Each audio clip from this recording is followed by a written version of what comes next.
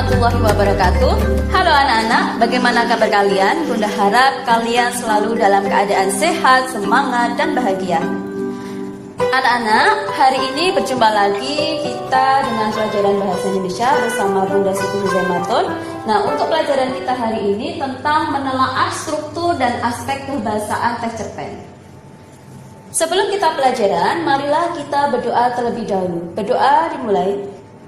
Selesai. Baik, siapa yang belum hadir pada hari ini? Ya, silahkan kalian mengisi link daftar hadir yang sudah Bunda share di Google Classroom. Kemudian persiapkan buku, alat tulis, dan juga unduh handout yang sudah Bunda bagikan di Google Classroom. Terakhir, ikuti kegiatan pembelajaran ini dengan baik. Nah, kalian pasti seringkali membaca cerpen ya. Cerpen sering kita temukan di dalam majalah ataupun juga surat kabar. Nah, untuk kompetensi dasar yang akan kita pelajari pada hari ini yaitu tentang menelaah struktur dan aspek kebahasaan cerita pendek yang dibaca atau didengar. Kemudian, untuk indikator pencapaian kompetensinya, yang pertama, mengidentifikasi struktur dan aspek kebahasaan teks cerpen. Yang kedua, menganalisis struktur dan aspek kebahasaan teks cerpen.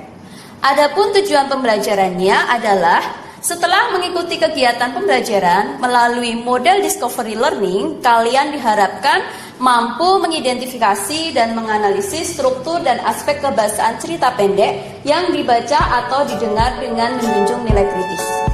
Ya, silahkan sekarang kalian baca teks cerpen yang berjudul Awas Corona yang disusun oleh Khalifah Tur-Rosidah yang Bunda ambil dari koran Solo Pos yang diterbitkan hari ini. Oke, silahkan membaca.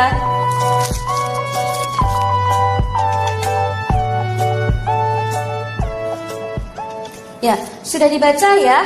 Nah, kira-kira pertanyaan apa yang terkait dengan struktur dan aspek kebahasaan teks cerpen? Nah, pertanyaan yang terkait dengan struktur dan aspek kebahasaan teks cerpen dapat dianalisis dengan yang pertama adalah menjawab pada bagian pertama cerpen tersebut berisi tentang apa. Kemudian bagian kedua berisi tentang apa. Bagian ketiga berisi tentang apa. Dan bagian keempat berisi tentang apa. Perhatikan kembali cerpen yang berjudul Awas Corona yang ada di atas tadi. Kemudian analisislah untuk bagian awal cerpen itu memperkenalkan apa, permasalahannya mulai muncul ketika apa, kemudian permasalahan memuncak ketika apa, dan akhir cerpen ditandai dengan apa. Nah, ini adalah struktur cerpen. Silakan kalian diskusikan dengan teman kalian. Jangan lupa juga diskusikan tentang aspek kebahasaan dengan menjawab pertanyaan ini. Ya, waktu kalian tentang struktur dan aspek kebahasaan teks cerpen. Ya.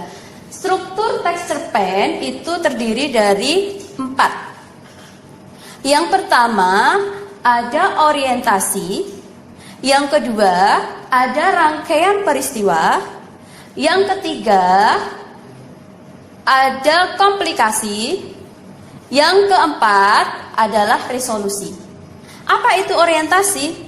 Orientasi atau perkenalan adalah pengarang memperkenalkan tokoh cerita, wataknya, tempat kejadiannya, dan hal-hal yang melatar belakangi tokoh itu, sehingga akan mempermudah pembaca mengetahui jalanan cerita sesudahnya. Sedangkan rangkaian peristiwa atau permunculan masalah yaitu kisah berlanjut ketika muncul peristiwa tidak terduga yang memunculkan konflik. Kemudian komplikasi itu adalah bagian cerita yang bergerak seputar konflik sehingga masalahnya tidak mungkin dapat meningkat atau sudah mencapai puncaknya di sini, di klimaks ya. Kemudian struktur yang terakhir adalah resolusi atau penyelesaian, yaitu bagaimana pengarang mengakhiri cerita. Untuk aspek kebahasaan teks cerpen itu ada 6. Yang pertama kalimat ekspresif, yang kedua kalimat deskriptif, yang ketiga gaya bahasa atau majas, yang keempat dialog, yang kelima pertanyaan retoris, dan yang keenam adalah kata sifat. Apa itu kalimat ekspresif? Kalimat ekspresif adalah kalimat yang mengandung kata yang tepat yang mampu memberikan atau mengungkapkan gambaran, maksud, gagasan, dan perasaan. Jadi mampu mengungkapkan perasaan.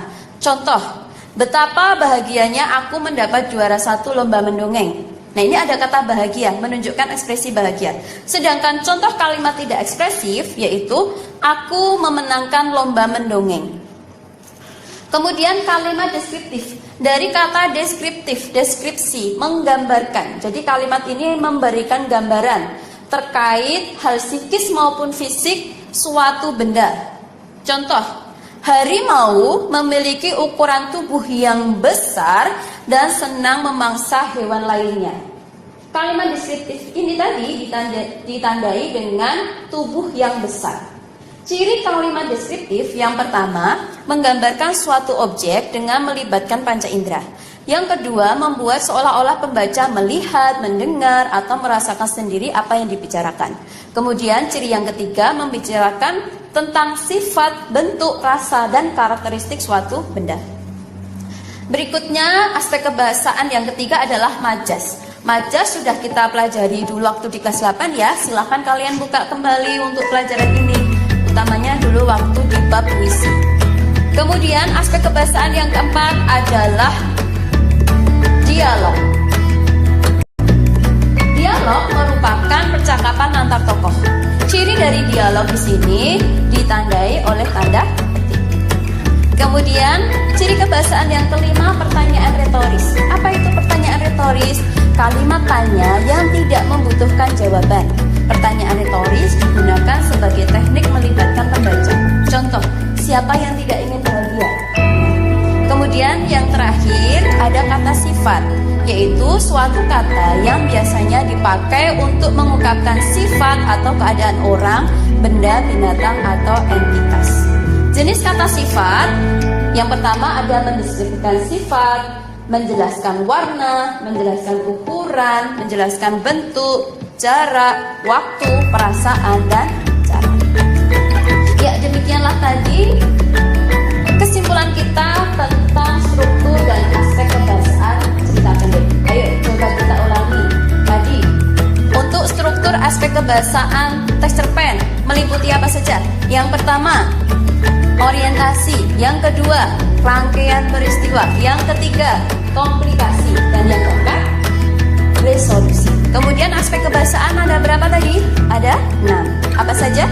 Yang pertama kalimat ekspresif, yang kedua kalimat deskriptif, yang ketiga dialog, yang keempat kalimat pertanyaan, yang kelima majas, dan yang terakhir adalah silahkan kalian kerjakan tes menelaah struktur dan aspek kebahasaan cerpen yang linknya sudah Bunda bagikan di Google Classroom. Bisa kalian kerjakan di rumah ya.